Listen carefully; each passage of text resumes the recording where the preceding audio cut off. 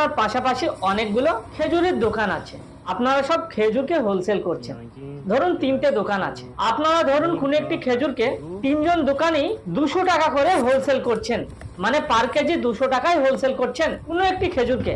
খেজুরের নাম ধরুন ক্রিমিয়া গোল্ড, আপনারা ক্রিমিয়া গোল্ড খেজুরকে 200 টাকা করে হোলসেলে বিক্রি করছেন লোকালে। এবার 3জনের কাছেই ক্রিমিয়া খেজুর আছে। ক্রিমিয়া খেজুর তো দুবাইয়ের প্রোডাক্ট, ইরানের কোম্পানি দুবাইয়ের ওয়্যার হাউস আছে এবং ইরানে ওয়্যার হাউস আছে। তাহলে সেই ক্রিমিয়া খেজুরকে আপনি যদি ডাইরেক্ট ইম্পোর্ট করেন, তাহলে আপনি সেই খেজুরকে 180 টাকা 85 টাকায় সেল করার পরেও আর কেজিতে 20% প্রফিট মার্জিন থাকবে।